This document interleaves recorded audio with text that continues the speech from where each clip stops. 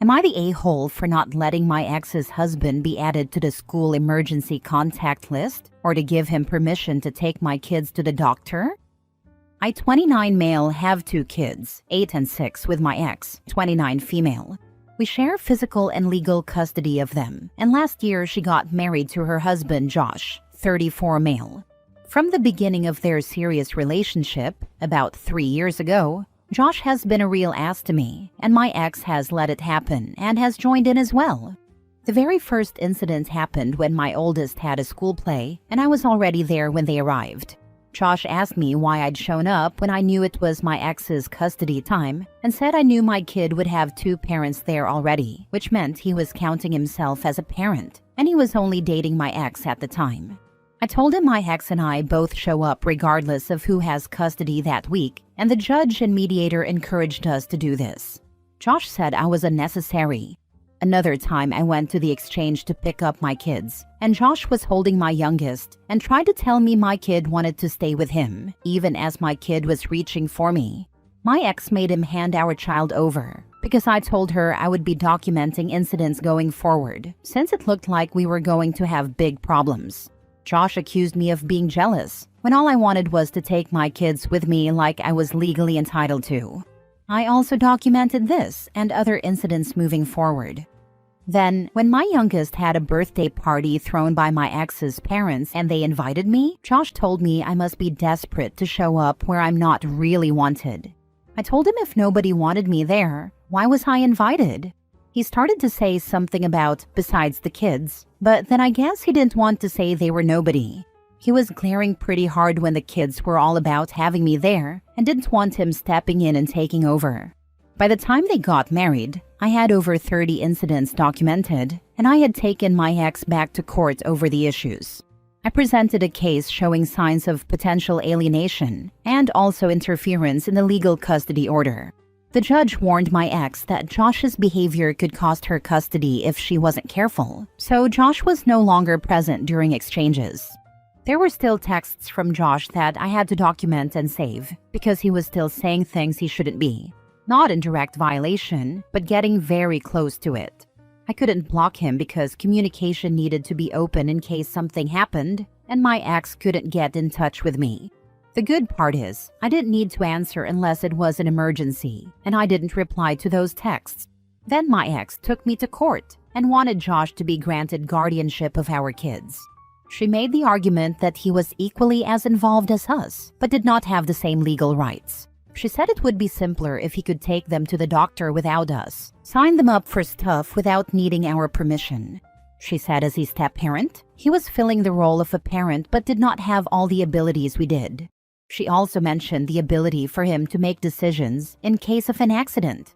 The judge refused to grant the guardianship request. She told my ex that, given our past and given our kids had 2 active parents, it was not necessary to give him all that legal access. She also made it so I was not obligated to give permissions like that. She said the same would apply if I were to marry. My wife would not automatically have those permissions either. My ex asked if that included the emergency contact list at school, and the judge said yes, that included the emergency contact at school. That brings us to now. My ex wanted me to consent to the full decision-making and permissions anyway. Josh was never added to the emergency contact list. School requires the consent of both parents. So our kids have my ex, then me, then my mom and dad, and then her mom and dad as their emergency contacts. I also did not give permission for Josh to take the kids to the doctor alone. My ex and Josh weren't happy when I refused to allow it. I told my ex I was not going to open the door for Josh to claim I gave him those rights because I didn't care about being a dad, or because I wanted to shirk my responsibility as a dad. And I can see him using those permissions to engage in more alienation, or to have a way of using it to make me look bad. I could also see it becoming an issue if he uses it to try and push me out. I would rather prevent it before it can start happening. My ex has argued that I'm not putting the kids first, and I'm letting adult issues come between them and Josh. She said they deserve to have the love of both dads in their lives, and that allowing Josh to care for them as we do when he's going to be around for the rest of their lives is the only right thing. She said otherwise the kids will grow up seeing him as just her husband and not as their parent, and she mentioned how that's already happening. But she said they have two men filling the role, and only one who gets the love and affection from them for it. I don't think it would be the right thing under these circumstances. Legally, I'm covered. But morally, am I wrong here? Am I letting my issues with Josh and my ex make me not think of my kids first? That's why I'm asking. Am I the a-hole? Now for the top comments. If the relationship was less consistently hostile, this would be a more reasonable request to consider. Your fears are justified considering Josh's past behaviors.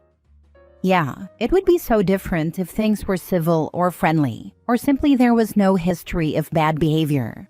But it's still an ongoing issue. And knowing how Josh feels about me and my presence in the lives of my kids, I feel like giving him permission to do the things they're asking is like giving him more ammo to use. It shouldn't be that way, but that's how I'm seeing it. The judge denied her request for a reason. Your concerns about alienation and manipulation are completely valid. Being a step-parent doesn't automatically grant parental rights, and given his history, he absolutely should not have them. A big, huge, enormous not the a-hole. He showed his true colors already. What if your ex decides to get divorced and get another guy? Then give him legal authority too? No. You are an active parent and ex plus Josh were both annoying to you. Especially Josh had clear intentions to alienate from the start and ex joined in. Wouldn't trust him ever. Josh is a fool, by the way. He showed his true colors too early. That's a very valid point, and an especially valid point when she was looking for him to have guardianship. Their divorce would not end that. So what would we do? Split equal custody between the three of us?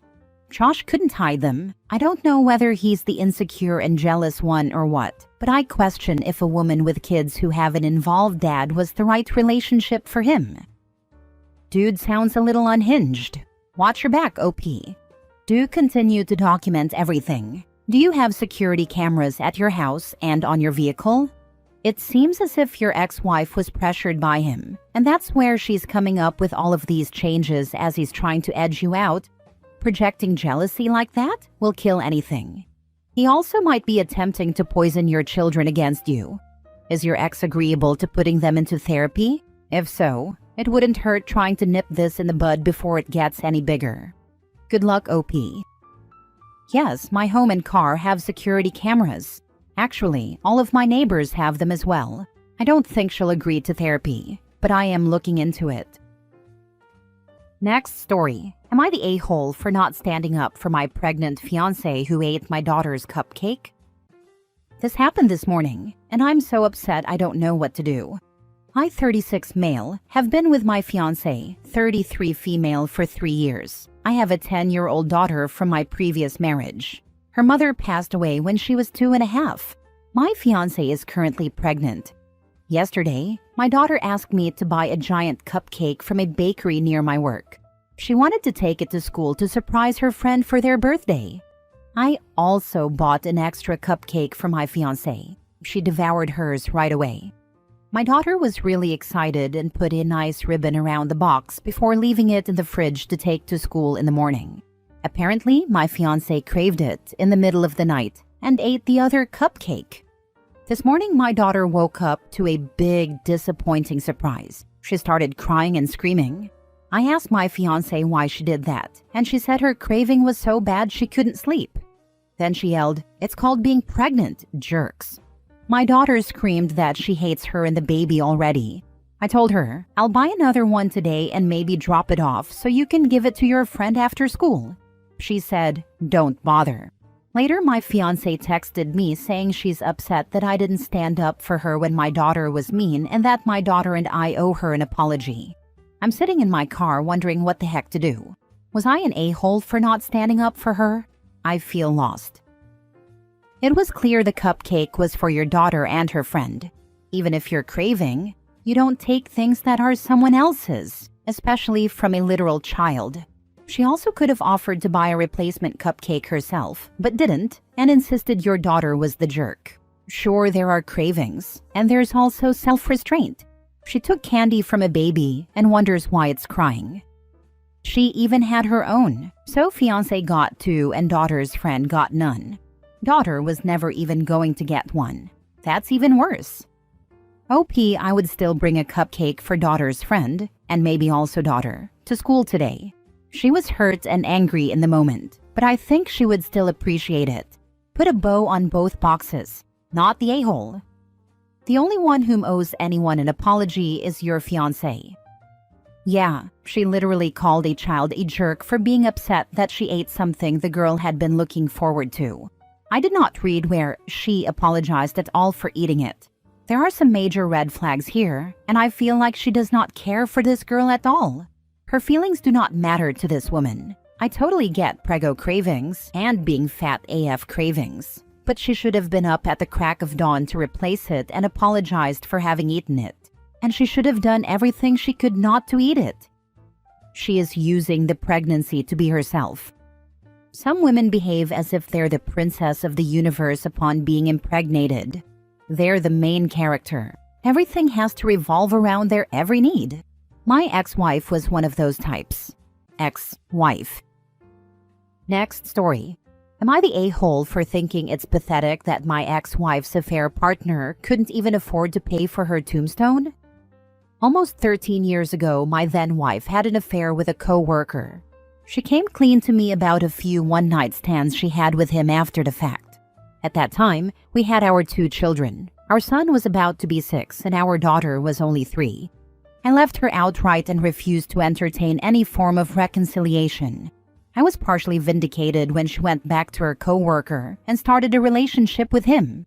I will never respect this man and hate him to this day. At the very least, he isn't a drunk or some abuser as far as I can tell. The only issue I have with him is the obvious cheating and his poor financial habits. Her health situation worsened, and during 2016 she discovered her cancer. I'll give this guy credit though. He stuck around and took care of her all the way to the end. But deep down, some part of me is counting down the days until he finds another woman to be involved with. She passed last year due to complications, and I had to listen to the drivel of her being such a good person and outstanding mother. I don't agree. She wasn't infallible, nor was she such a morally good individual, but they can choose to believe what they want. The anniversary of her passing is in a few months, and her parents, my children and the other man, want to do a custom headstone to replace the more generic one on her plot. Her parents are retired and, as such, have limited funds, and my children are still in college and high school, so it was assumed that he would pick up the tab. Turns out, he blew his money on impulse purchases, and I had to step in to actually pay the people doing this job. I confronted him and called him a scatterbrain and a disappointment. I don't understand how someone uses the money for their dead on whatever the heck he used it for. Now he's apparently sad and feeling remorseful according to my children, but I am not apologizing to this guy. He's really starting to irritate me with this, but maybe I went too far. Now for the top comments. Not the a-hole. Your marriage ended 13 years ago when they had the affair. He is fully responsible for her burial and headstone. Yeah, he prioritized frivolous purchases over honoring his partner's memory. I can't call you an a-hole over this, but you should stay out of it. I fully agree with you that this guy is a real a-hole. The difference is that she's no longer your wife, and this is between her low-life, good-for-nothing partner and her parents. You should not be involved with this at all. Leave it to her family to worry about. The kids will understand why you did not pay for a marker once they are old enough. This is not something you should be expected to be involved in. We can assume he did this so his children are happy. OP is not the a-hole because he is allowed to tell this guy that he is a disappointment for blowing money meant for the grave, etc. You can tell the person that they did wrong, but still help. My father would have done something like this as well. Not the a-hole, but get some therapy, my guy. This level of anger after 13 years and a death can't be good for you. You know what? People don't need therapy for every freaking thing. Some people act like bitterness and sorrow is something you just bam get over with in these situations. When people cheat and break up families, it destroys and does horrible damage. The effects are for years and years. That can stick for a very long time. I think it is normal to have ill will to someone who literally tore your life apart. Last story. Am I the a-hole for challenging my stepdad and winning? I, 19 female, live with my mom and stepdad, who got married 3 years ago. My mom is amazing, but my stepdad, Eric, is one of those people who always needs to be right. He'll argue over the dumbest things, like how to pronounce pecan or whether a hot dog is a sandwich. Last week, we had family over for dinner, and my mom made her famous lasagna. It's her thing, like, people beg for it at Thanksgiving. Eric, as usual, was in one of his moods and started talking about how he was the real chef in the house. I was already rolling my eyes internally, but then he said, "Honestly, I should have made the lasagna tonight. I could have done it way better." I laughed, out loud, probably louder than I meant to. He shot me this look, like I'd just insulted his entire ancestry. He got real serious and said, "You don't even know how to cook. You're a kid. You'd burn water if you tried." Now this is where I might have messed up. Instead of letting it go, I said, "Oh yeah? If you're so confident, how about a lasagna off?" I thought it was a joke. But my mom, bless her soul, immediately jumped in and was like, "That's actually a great idea. Let's do it this weekend." So Saturday rolls around, and we each make our own lasagna. Mine? I crushed it. My mom even helped a little, but I mostly did it myself. Eric, on the other hand, got cocky and decided to improvise his recipe, adding weird stuff like barbecue sauce and mushrooms. Who even does that? When we did a blind taste test with a family, mine won unanimously. Eric was furious. He accused me of cheating, saying my mom must have helped way more than she admitted. He even said the family was biased against him. My mom told him to chill, but he stormed out of the room. Later, my stepbrother texted me, saying I humiliated his dad and should have just let him win. He said I was being immature and that I should apologize. But like, why? It's not my fault he's a sore loser, right? So, am I the a-hole? Not the a-hole. Sometimes insecure people have to be the best. If they get humiliated in a fair contest, then they deserve to be humiliated. Emotionally immature people tend to be sore losers and blame other people for their shortcomings. I would be very wary of him in the future. He is going to take every opportunity to attempt to humiliate you and make you suffer in the future. He is not going to let this go. That comment nailed it. Your stepdad's ego couldn't handle a fair loss, and now he's lashing out like a kid who lost at Mario Kart. You didn't humiliate him. He did that to himself by talking big and then flopping. And now he's doubling down instead of just taking the L like an adult? Be careful around him, because if he's this petty over lasagna, he's definitely the type to hold a grudge over nothing. Who the heck puts barbecue sauce and mushrooms in a lasagna, especially someone who touts themselves to be a great chef? Would belly laugh that guy out of the room. Not the barbecue sauce, but finely chopped mushrooms are great in the meat sauce.